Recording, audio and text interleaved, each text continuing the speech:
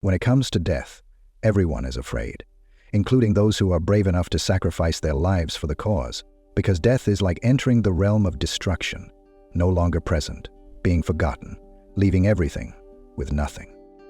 Death is the biggest unknown in human life. According to common sense, none of us want to die, and the will to live is always tied to the natural instinct in each person. When he was human, Jesus was also terrified when faced with death. During the days of Jesus' life on earth, he offered up prayers and petitions with fervent cries and tears to the one who could save him from death, and he was heard because of his reverent submission. He started by apologizing to the Father's will to accomplish the mission of salvation. Jesus himself declared, "I have come that they may have life and have it to the full." John 10:10. Clearly, God does not want us to die. By traditional definition, death is when the heart stops beating and no longer breathes, followed by the deterioration and decay of the body. However, with modern medical techniques to take care of the dying, it is possible to maintain the functioning of the respiratory and circulatory organs, while brain functions have been permanently lost. The patient only maintains a vegetative life, is unconscious, and is in a coma that lasts for several years. As a result of the line between life and death is becoming increasingly blurred. Therefore, one distinguishes between clinical death and brain death. Clinical death is when physical examination methods allow it to be determined as dead with signs such as cardiac arrest and pulmonary respiratory arrest. Brain death is when, using a brain activity meter, people see that the brainwave representation line is only a straight line, proving that the brain is no longer active, and the tissues begin to decompose. Based on the standard of brain death, the person is presumed to be really dead, and only then is it allowed to take away their living organs such as liver, kidneys, heart, etc., to transplant to others. Thus, to die scientifically is to end all physiological functions. Death stems from illness, trauma such as accidents, lack of essential nutrients, and ultimately old age. With scientific advances in a few decades, life expectancy could be extended to 150 or 200 years. But one thing is for sure: everyone will die. The reason why it is difficult to define death can only be described because it is not real. Death is not a reality, something real like a house, a car, or love, happiness, but just the flip side of life. Death is the end of life. Therefore, life is reality. It is real for us to care about and express in life. A person who is living happily and healthy naturally rolled, stopped a few times, and then lay motionless, touching the person, seeing that his heart was no longer beating, he was no longer breathing, and I said that the person had just died. Die, because this person is no longer alive. So if death is not real, what am I afraid of it? Some people say that death is caused by God, as we read in the Bible. God made life and also made death. Sometimes people think that death is ruled by a god, called Death, or by a king who rules over all dead species, called Pluto. Actually, death is just a kind of personification of death, and there is no god who rules death. As for Pluto, the underworld is also just an imaginary image of people, because God is everywhere. According to Catholic theology, because it is made in the image of the living God, no one dies. Everyone is alive and living forever. Even if their physical body is dissipated, that body will come back to life at the end of the world. Other religions cannot explain why there is death, because they do not understand what death really is. Only Christianity makes it clear to us about the origin of death, when it determines, God does not make death. There is no joy when life perishes. Because He created all species for them to exist, and every species in the world is useful to living beings, none of them are poisonous and destructive. Hades do not rule over the earth. In Rule 113-14, God is the source of life, so all creatures created by God are alive, and humans and angels also share eternal life. However, since man is given the spirit of freedom by God to return love, he is also free to reject that love. Man has given in to the temptation of the devil to deny God's love, to cut off communion with God as the source of immortal life.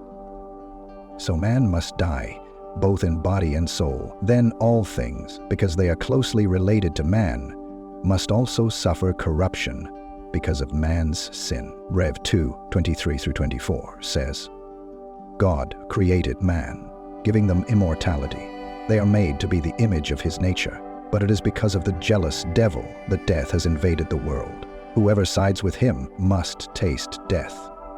God does not create death, and the devil does not cause death. It is man's freedom to cut off from the source of life that creates death for himself and all things. Death is really just a change in people's living conditions. Death is like a threshold for us to enter eternity. It does not bring us into the realm of destruction and does not cause us to lose anything or alienate anyone. On the contrary, death brings us closer, more productive, more dynamic, because we are no longer limited by time and matter. Therefore, in Mass, all are present, alive with the Lord. The angels, the saints, the deceased souls, with our grandparents, our parents, our friends. It's heaven on earth. As a result, when we understand that death brings us closer to each other, affects each other more effectively, we must rejoice instead of being apprehensive and afraid. Many people did not understand that, so they mourned, rolling next to the body of the person who had just died as if they had lost everything. Some people even want to dive into the grave to be buried with their relatives and lovers. Those are the wrong attitudes. Some people try to buy expensive coffins, organize very grand funerals, hire even mourners, sometimes just to show off their name. They did not expect the newly dead to be with them and were very sad to see the false, extravagant deeds, while many others were starving. It is often not understood that the deceased can help their dear friends more effectively when they are on earth through intercession with the Lord, but they forget their presence. Christian culture has always called for simple funerals, gentle mourning, and upholding joy and hope for the deceased. When a family has a loved one dies, they often wonder about the questions that stick in their minds. How is the deceased feeling? Are they really peaceful? Are they okay? Heartbreaking memories never stop appearing. But friends, love never disappears. It only changes form. If you've ever lost a loved one, just close your eyes and you can still feel their presence. Surely when you think of that person, your heart is still full of pain. I don't have words of comfort to ease your mood, but I hope that after listening to the sharing in today's video, you will find some peace of mind when you remember your deceased loved one. The main content of the video will be about 9 things that people actually see at the moment of death. Are you curious about this? Let's listen. Please note that the information in this video is taken from the Bible. The first thing they see is their deceased loved ones.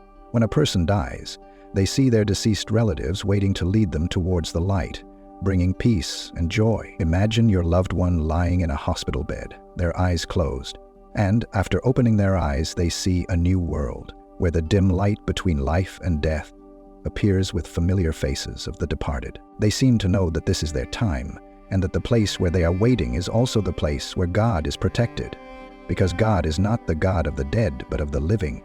With Him, all are alive. According to the book of Ecclesiastes, the soul will return to the place where it was born, to its loved ones, while the body will dissolve to dust, and the soul will return to the one who gave it. The dying person will notice without a doubt that their deceased relatives are there to lead the way. There is no more fear, no more loneliness, only peace and warm light that pervades the landscape. Psalm 36 also reinforces this meaning. For in Him is the source of light, in His light we see light. Some people share that when the dying person sees the light, the relatives next to him can feel a sweet floral scent spreading throughout the room. It was a sign, a whisper from the afterlife, a warning that the spirits had come to bring their loved ones to a place of peace.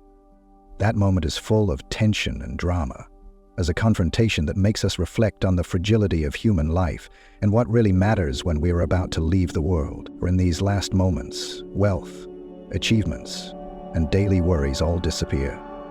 Only love, the invisible bond that connects us with those who have gone before us, a power that nothing can match. Love transcends death. Love knows no limits or barriers, and eventually, we will all meet in that light under the guidance of those who have gone before. Because death is not the end, but the beginning of a new journey. The second thing they feel is the separation from material possessions. Another feeling that the dying person experiences is that everything they once owned, all material possessions, suddenly became meaningless. When your loved one takes his last breath, when everything you once knew seems to dissolve into nothingness, when life drifts like sand through his fingers. This happens, everything that was once meaningful loses its value. The house you love, the car you take care of, the jewelry, the titles, the achievements, all fade in one last breath. Nothing matters anymore. His fingers trail down over a bedspread. The woman you hope to possess grows more miserable. Perhaps, on the verge of death, a new truth becomes clear. A truth that they have ignored all their lives. A naked truth that invades the mind. It is the moment when they realize that all the wealth, possessions, and material things they have accumulated are just illusions, weightless, worthless on the threshold between life and death. Because we bring nothing into this world, and we can't bring anything out of it. These words of the Bible resonate strongly at the moment when man is about to leave the world, separated from all matter. It is a liberation, a final separation from the mundane world, allowing them to move forward unfettered. What matters is not intangible things, not big houses, big money in banks, or assets that once defined identity. The Bible asks, what's the point of a man taking over the whole world and losing his soul? At this point, that question has become of real significance. In the end, only the soul remains, naked, free from all the constraints of the world. And this is also the time when contemplation becomes most profound and universal. Sometimes, in the midst of the hustle and bustle of life, we can forget this truth. Death reminds us of that truth in a powerful way. It is in that moment that we understand that true wealth does not lie in what we have, but in what we are, in what we hold in our hearts and souls. This renunciation, separation from matter, is both a challenge and a blessing, allowing us to enter the other side without entanglement, without the burden of dragging down the darkness. This preparation leads us to an encounter with the immortal, with the divine. Do not store up for yourselves riches on earth, where worms of destruction and thieves break in, but give yourselves riches in heaven. In death, this lesson becomes the most real. It is when the light shines brightest, when the soul is freed from the shackles of the world, soaring towards the infinity. This is the final liberation, the end of the path.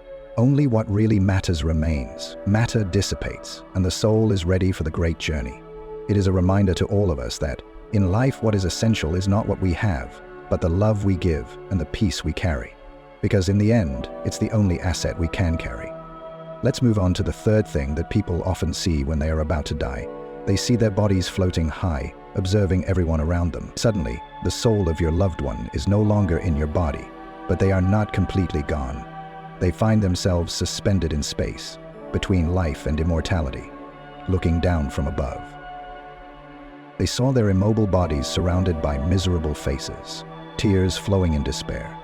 Perhaps this moment is one of the most traumatic experiences a person can feel after death. Now they no longer had that familiar home of the body, but from this vantage point, they saw everything with unprecedented clarity. Your loved one sees their loved ones, sees their pain, hears their hiccups, and feels their suffering. It was a moment that was both devastating and profound, where they realized their immense meaning in the lives of those who stayed behind, and the irreparable loss they had left behind. But even more magical, from this position, your loved one can say goodbye, send the last greetings. No words are uttered, but the message is still conveyed in the language of the soul, a language of profound confirmation, filled with love and gratitude. Even more magical, from this position, your loved one can say goodbye, send the last greetings, where a mixture of love and gratitude. This is a farewell, silent but forever echoing in the hearts of those who stay. The soul of your loved one communicates with the soul of the living to say a final goodbye. Reflect on the fact that this truth is always present in each of us, no matter how much we hide it. Death is not an end, but a transition, a transformation. At this moment, when your loved one watches from above, they understand that life is not measured by the number of years, but by the love given, the connections made, and the influence left in the heart of the loved one. I heard a voice from heaven.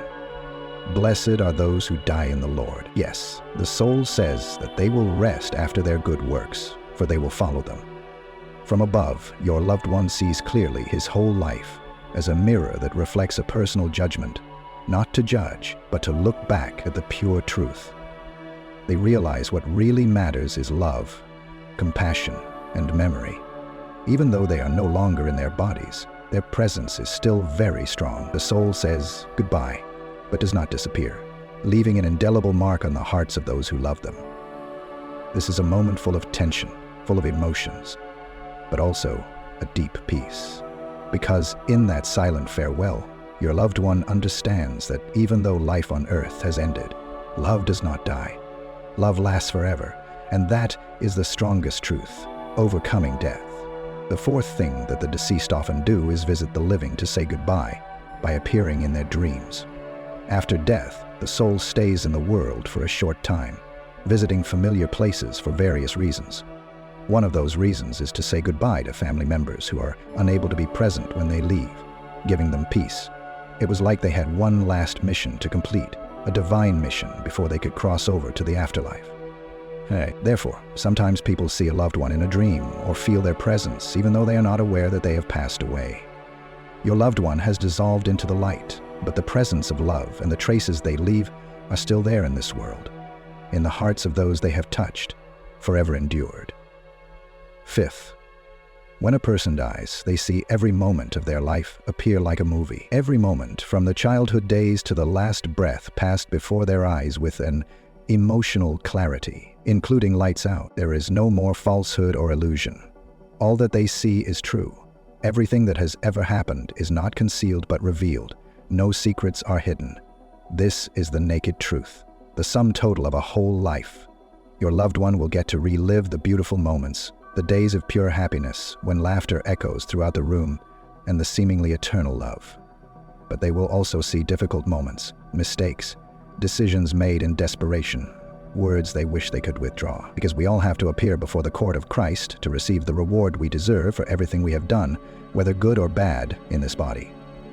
Perrin frowned gravely.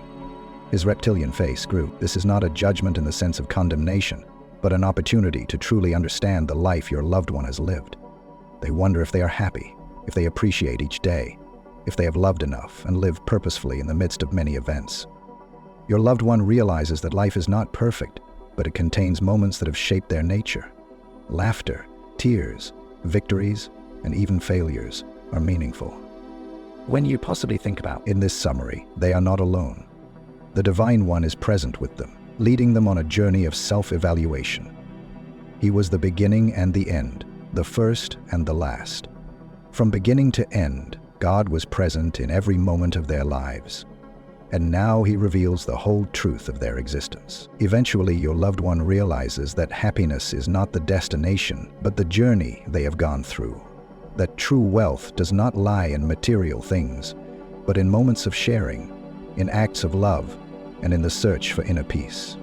With this knowledge, they feel serene, ready to continue their journey towards eternity, knowing that their life, with all its imperfections, has been lived to the fullest. And so, in this last moment, your loved one says goodbye to life with pride, because even though you know that life is not always easy, every moment is worth it.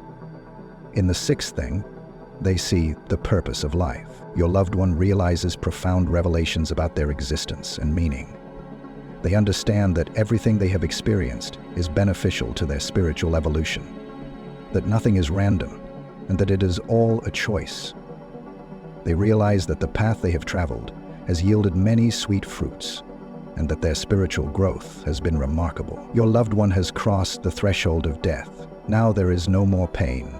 Only clarity is left that reveals the profound truth about the life they have left behind. In this state, they begin to perceive something that has never been understood before with such power. Everything has a purpose. As their consciousness floats on a new layer of existence, a powerful enlightenment opens up before their eyes. Every moment of their lives, from the smallest things to the noblest, is part of a subtle plan. Nothing is random. Everything has its own time, and under heaven, everything has its own time. Now they understand that every joy, every sadness, every decision they make is part of a grand plan that they themselves chose before they were born. Their existence is not just about living through the day, but a journey towards spiritual evolution. All the challenges they have faced, the difficulties they have overcome, are not punishment or bad luck, but lessons. opportunities to develop, to temper their souls like diamonds under pressure. The one who started the good work in you will continue to complete it until the day of Jesus Christ. They now know that the work is their spiritual development, and that every step in life is a step toward spiritual perfection. In the seventh thing, as you move toward the light, your loved ones begin to see others, those who have passed away before, loved ones who are waiting with open arms. Blessed are those who are invited to the wedding feast of the Lamb. Here, souls gather in joy. No more suffering, no more tears, only pure love over death. But what they see is more than just a reunion. The scenery around them was transformed into an indescribably beautiful scene, different from anything they had ever seen on earth, but at the same time familiar, as if the heaven they had dreamed of had now become a reality.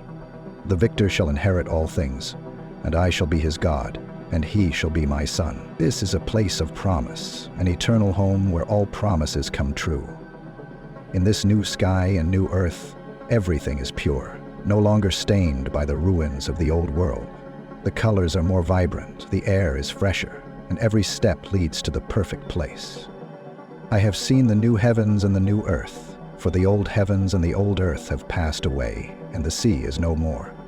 When your loved ones enter this new kingdom, they are standing in the new holy city of Jerusalem. In the book of Revelation, the streets are paved with crystal clear, pure gold, and there is no night because God's presence illuminates everywhere.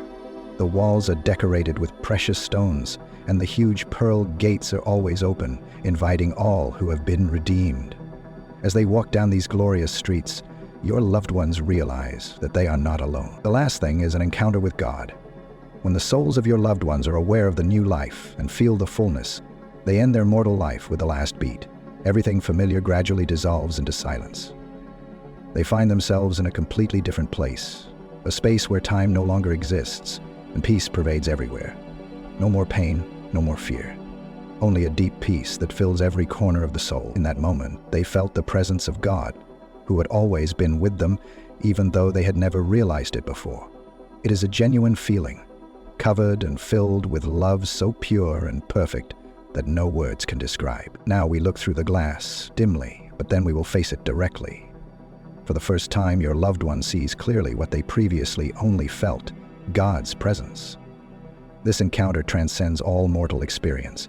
In that moment, your loved one's soul no longer feels separated from God, but is fully integrated into Him.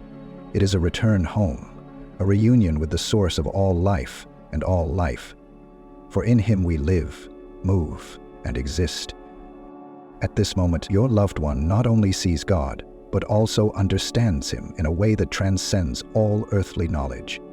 The encounter with God is the culmination of every experience your loved one has ever had, the end of the earthly journey and the beginning of eternity in divine presence. With this revelation, with this understanding, your loved one is completely entrusted, knowing that he or she is in the arms of an undying love, in the presence of a God who has known and loved them since before time began. God is my shepherd, I will not lack anything. And so, with an indescribable peace, your loved one is immersed in the eternal light of God, where they have finally found their true home. God does not create death, especially death that is deep in the soul of each person. To be healed by Jesus, we need to go to God and let Him touch us. The Lord gave Lazarus a resurrection. God also raised his daughter Josiah. But those people would also have to die later. However, there is a much more important death, which is the death of the soul when we turn God aside and plunge deep into the quagmire of sin. Let us ask God to heal us so that we can escape that terrible death. At the same time, let us imitate the woman who has a disorder or is like the head of the synagogue. He invited Jesus to his home so that his daughter could be loved and healed by Jesus. God gives man life and existence on earth. This is an extremely noble gift. Each of us is born with our eyes opened and accompanies humanity in a period of time and space. No creature can live forever. There is birth. There is death. Sometimes it begins, and sometimes it ends. We don't go outside of this law of nature. We cannot cling to this changing and passing world. The universe around us is always changing. And all creatures are constantly changing. Everything flows in a flow. one life after another.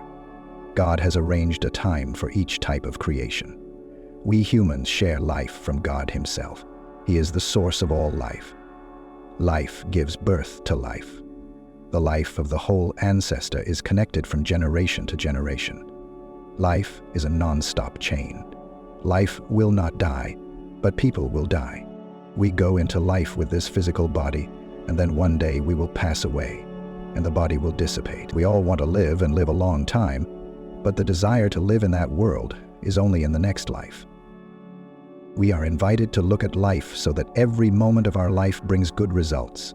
We also understand that the dead are present with us, urging us to live fully for God and for each other. Sign, and if you've really watched this far, with God's blessing, share it with your loved ones, so they can know about this as well. Don't forget to like, subscribe to the channel, and turn on the notification bell to give us more motivation to create more videos about the Bible. We hope to see you again in the next video. May God bless you and protect you at all times. Amen.